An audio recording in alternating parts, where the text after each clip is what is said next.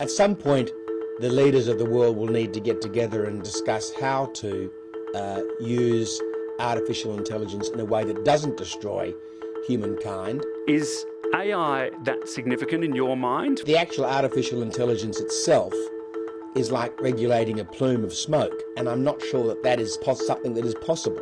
How does your party get back in step with Australians? We have the same structure today in the Liberal Party that we had in 1944. It's very, very clunky, it's a federation, and it doesn't work. What do you make then of some of the interventions from Tony Abbott in his new role? Well, that's a matter for Tony. I'm not getting into a public debate with Tony Abbott. Those days are well and truly over. Artificial intelligence was the big story of the week out of Canberra, with the Prime Minister announcing he'll legislate guardrails for investment in data centres and ensure that artists retain control of their work, with the details yet to come. But investment dollars and the ability to help shape AI policy in some way aren't the only benefits to the AI boom that the government is highlighting. National security and sovereignty are also being pointed to as some of the drivers of the government's thinking. I'm keen to explore this and more on the pod today. I'm David Lipson on Ngunnawal country at Parliament House. This is Insiders on Background. Christopher Pyne is a stalwart of the Liberal Party and a former Defence Minister. He now runs a consultancy firm which has a number of defence contractors as clients, and he joins me now from Adelaide. Great to speak to you again, Christopher. David, nice to be with you too. Well, former Home Affairs Secretary Mike Pizzullo has pointed to comments from Vladimir Putin a decade ago where he said that the country that leads in AI will be the ruler of the world. Is that the way you see it? Well, absolutely it is, and I think Mike Pizzullo is right to point to those comments of Vladimir Putin. I think the artificial intelligence genie is well and truly out of the bottle. I tend to be in the Henry Kissinger school, David, which is that human beings have ruled the earth for tens of thousands of years because they're the most intelligent being on the earth, and they were able to outsmart all the others. And of course, now that we've created something that will be more intelligent than human beings, it's only a matter of time. I'm not saying in the next 10 years, but in thousands of years from now, I'm not sure that artificial intelligence will see much use for human beings. Human beings are very costly to keep. We have to be fed and entertained and watered and housed. And at some point in time, the manufactured creatures that are artificial intelligence will almost certainly decide that human beings are a rather costly, illogical organism. But whoa, okay. That's a bit doomsday. That is a very doomsday way to start. I'll be well and truly gone by then, but yeah, that's I'm right. But that's talking a long way in the future. future. Exactly. What about in the near future, you know, a decade away or years away or even now? You know, how is it playing out? Because we are seeing autonomous machines. I'm interested in your thoughts on how big a role it's going to play in our future. Well, I think it's the most significant development since the invention of the nuclear weapon.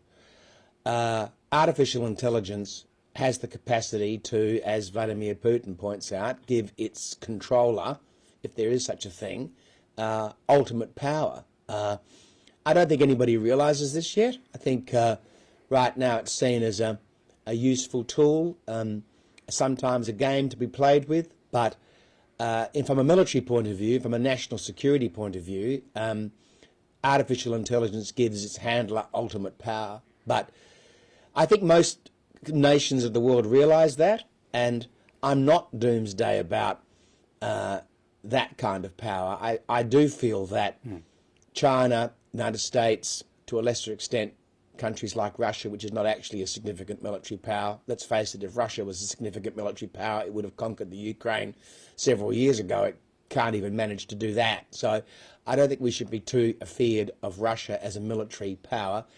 But there are others that are trying to become military powers and have significant capability. But at some point, the leaders of the world will need to get together and discuss how to use artificial intelligence in a way that doesn't destroy humankind. I'm sort of interested in Anthony Albanese's announcements this week about regulating AI. I can certainly see how you can regulate data centres and the use of water and energy and where they'll be, but the actual artificial intelligence itself is like regulating a plume of smoke, and I'm not sure that that is something that is possible.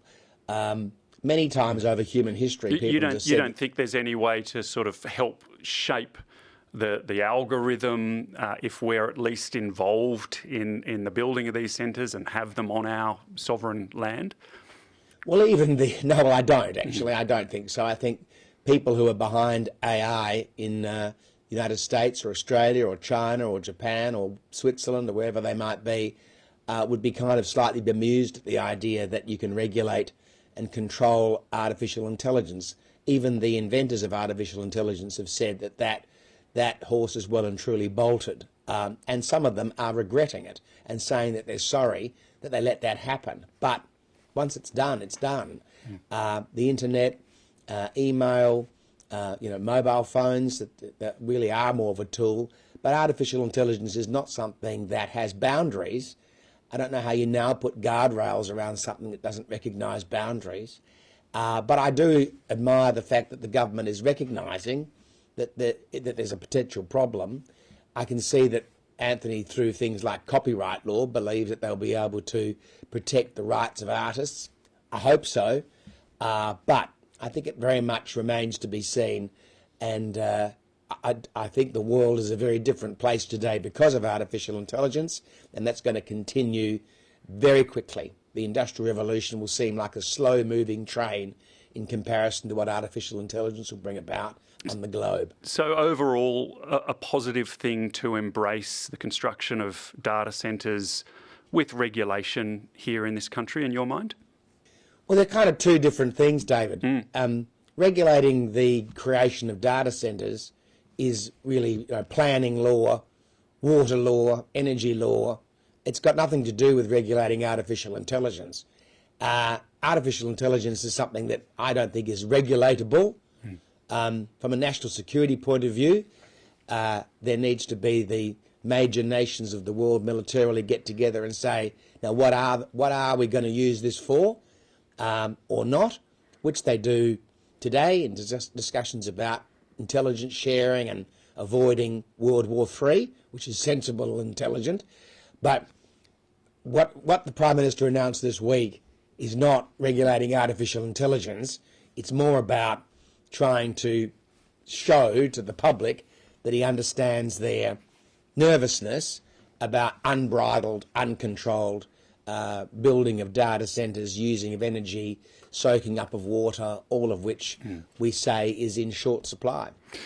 Just bringing you back to defence, national security, do you think as a nation we are investing enough in the sphere of AI, especially when you consider how much we're spending on huge projects, more conventional defence projects like AUKUS?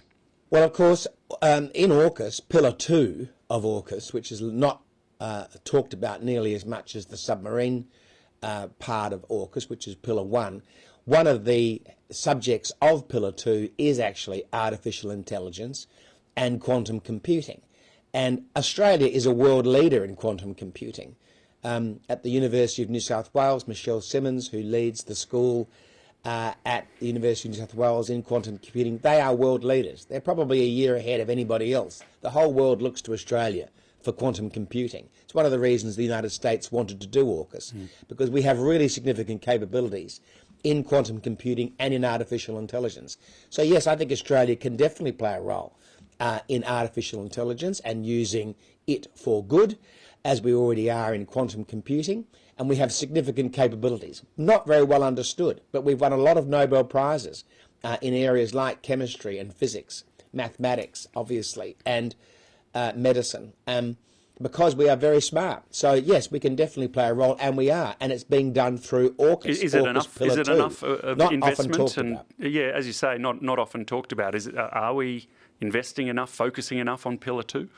Well, do we ever invest enough in anything to do with things like, new inventions? I think the answer to that would be depends who you are. I mean, if you're a research scientist at the University of Adelaide, you think that we should be doing more on artificial intelligence. But if you're getting the sandwiches together for the morning run, you think, well, I haven't got time to think about that. So, yes, I mean, everyone has different priorities, don't they? But do I think we should be putting more money into in research in artificial intelligence and quantum computing and hypersonics and unmanned vessels? Yes, definitely. But there's only so much money in the pot, and we're already spending 360 billion plus on AUKUS.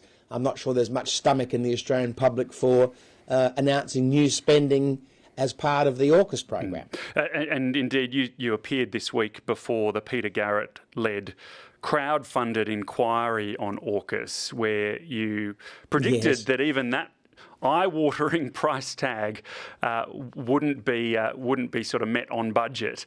Can you explain a little bit more about that, and how much you expect it to blow out, and I guess why you appeared in that inquiry when you seemed pretty sceptical about it? Well, I appeared in the inquiry because I knew it'd be a bunch of lefties all sitting around bashing the United States, which of course is the progenitor of the inquiry, and I'm absolutely certain we already know what their outcomes are going to be, which is that AUKUS is no good, the US is no good, Donald Trump's no good, and we should all get out of it. But I also believe in the battle of ideas and the discourse of public debate, and I thought, well, they're in my city, I have strong views about AUKUS and national security. If I don't appear, I can't really criticise from the outside. I hate people that do that. So I should turn up and put my view, and they were very polite, and I was very polite. Obviously old friends, Peter Garrett, Carmen Lawrence, people I've known for a long time, and it was a very happy conversation. But I'm sure they didn't agree with anything I said. But it's very important to have these debates, and I always used to say when I was the Minister for Defence, the problem with national security debates in Australia is that we don't actually explain to the Australian public how important these things are. And what I said about the timetable and the budget for AUKUS was that that's not the priority. Sure, we'd love it to be on time. Obviously, we'd like it to be on budget. But it's not actually the priority. The priority is delivering the most lethal submarine capability in the Indo-Pacific to the Australian Navy to keep the peace in the Indo-Pacific and protect Australia's national interests. That's the priority, and that will happen. Whether it takes a bit longer or costs a bit more, I didn't say that wasn't important. I just said it wasn't as important as delivering the capability. And by the way, put it around the other way, David. If it's not on time and it's not on budget, are we going to send it back? It's not like a Bunnings gardening system that you put in over the weekend that doesn't work and you go and get another one. The answer is obviously not. So the priority is the national security interest, and that will be met by both Pillar 1, the submarines, and Pillar 2, which are the 6 different subjects upon which Pillar 2 rests, which are all very important, and Australia has capability in all of them. Fair to say that a lot of Canberra insiders see the benefits of AUKUS, and a lot of Australians outside of Canberra too. But you'd have to agree, a whole lot of scepticism more broadly in the public about such a huge sum of money. Can you just explain the scenario in your mind, particularly the more expensive elements of AUKUS, the nuclear submarines, nuclear-powered submarines, I should say, the scenario in your head that justifies such a big spend for getting these subs rather than the more conventional subs that we've had in the past? Well, I think the easiest way to describe that to the Australian public is that no enemy subsurface vessel, so if there was a war in the Indo-Pacific, no enemy surface vessel will leave port if they do not know where the Australian submarines are, because the submarines are the most lethal weapon of the sea, probably one of the most lethal weapons of all time. And that will defend Australia in a situation where we are facing a conflagration in our region. We are an island.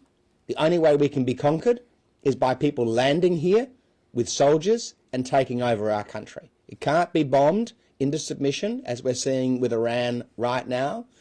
The only way we can be conquered is if an enemy can get to shore. And so submarines will stop that happening, because the enemy will not risk trying to get to Australia if they don't know where those 8 submarines, which is the number in total eventually, are placed. That's why the 6 Collins-class submarines are so important. And when the public realises that that gives us an edge over our opponent, they often say, wow, we didn't realise that.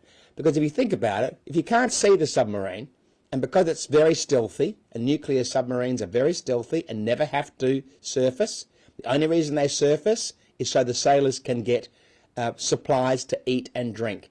They could stay underwater for 34 years, David, if there was no human being on board. So the enemy will not leave their shipyards, their bases, because they'll be frightened of being taken out by a submarine. And a submarine could take out half a dozen surface ships in one go before they even were scratched. So they're very, very powerful, lethal weapon. That's why we're spending $368 billion on them. I don't think submarines have a handbrake, but I'm going to do a bit of a handbrake turn here on the podcast because I do want to get your thoughts on One Nation. This week, we've seen a number of controversies involving Pauline Hanson, Malcolm Roberts, Gina Rinehart's been in there as well.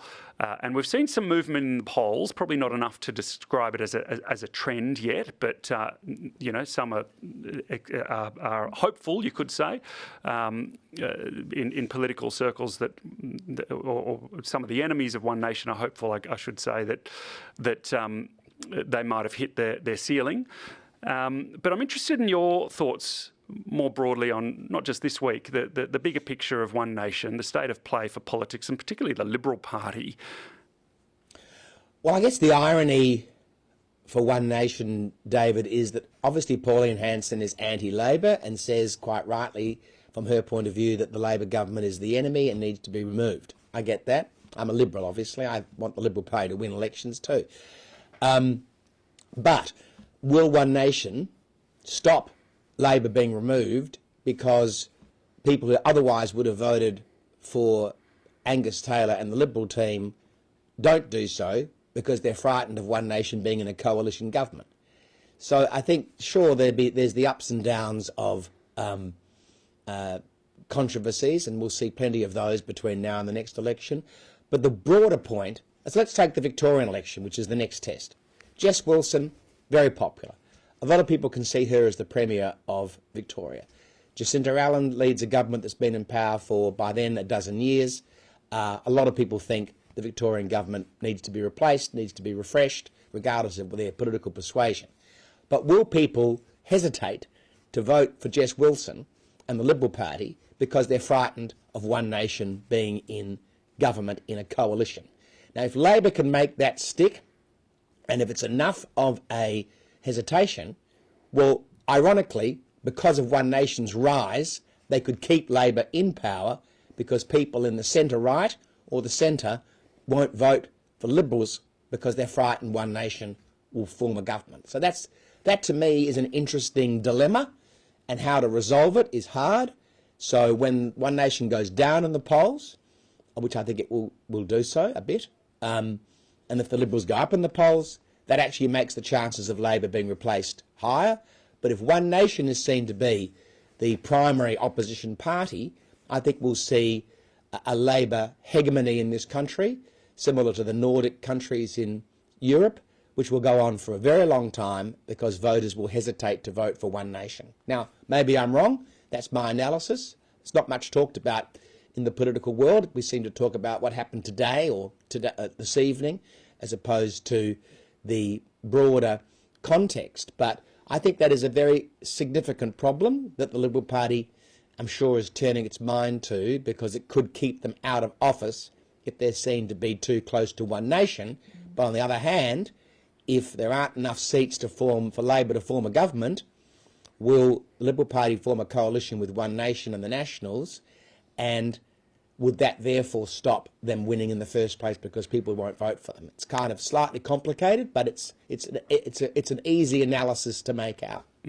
So does that mean, in your mind, talk about preference swaps with One Nation, coalitions with One Nation, and I guess also, in some sense, imitating the policies of One Nation on everything, across the board in politics? Multiculturalism is one that comes to mind.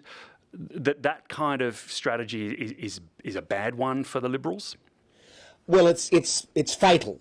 If the Liberal Party continues, or some people in it, continue to talk about preference deals and coalitions and being closer to one nation and emulating their policies or saying that they're the future, that's fatal to the Liberal Party's chances of forming a government and will keep Labor in power. Because that's exactly why people in the centre of the political spectrum, where most Australians describe themselves as being, by the way, they don't describe themselves as being on the right or the left, they describe themselves as being in the centre, whether it's centre-right or centre-left or dead centre.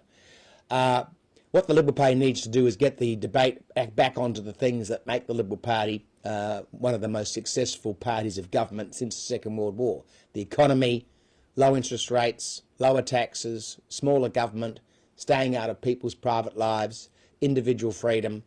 And if they can keep doing that, and I think Angus Taylor and Tim Wilson and their team have kind of found their line and length on the economy since the budget, well, you'll continue to see a rise in the Liberal Party standing, and One Nation would be dropping in the polls. But if they instead think the answer is to chase One Nation, well then Labor will be in power for the rest of my lifetime. Yeah, what do you make then of some of the interventions from Tony Abbott in his new role in the administrative wing of the party? Are they helpful? Look, it's not my business to comment on the administrative wing of the Liberal Party. I'm simply a branch member. But I mean, he's more than an administrator, right? He's making very public comments about immigration, about some of the things that you're saying the party should steer away from. Well, that's a matter for Tony. I'm not a matter for me. I'm not getting into a public debate with Tony Abbott. Those days are well and truly over. I'm a happy citizen now. Good for you. And just your thoughts on this discussion paper on the direction of the Liberal Party, which describes it as out of step with modern and diverse Australia. I mean, I think that's part of what you're talking about here. How does your party get back in step with Australians? Yes, it's very important for the Liberal Party to decide what it looks like into the future. We have the same structure today in the Liberal Party that we had in 1944. It's clearly not fit for purpose. From a pre-selection point of view, from electing state executives and federal executives, electing state presidents, running head offices and campaign units. It's very, very clunky. It's a federation and it doesn't work. And look, it worked when Labor was unelectable, which it's been for a long time until the Hawke-Keating period, which now it's much more competitive, but it didn't work. They weren't competitive for most of the 50s and 60s and 70s, but they are now, and they have a much more modern structure. So I'm glad that James McGrath's doing that work with his team, and I wish them the best of luck. But we do need root and branch change in the Liberal Party, but the most important thing we need in the Liberal Party is an influx of members from across the diverse range of the Australian population. We are very top-heavy with older people, with Anglo-Celtic background people, of which I'm one, and we need a significant injection of fresh blood. Very interesting, Christopher Pyne. Wonderful to get your insights on that and all the other topics we discussed. Thanks for your time. Pleasure, David. Nice to see you again. And thanks for your company as well. Be sure to tune in on Sunday. Patricia Karvelis will be speaking with the Shadow Housing Minister Andrew Bragg on Insiders, 9 a.m. on ABC TV and iView. And PK will be back in the Politics Now feed from Monday. The Insiders on Background pod will return at the end of the week. See you next time. You're making us all feel very excited about being here.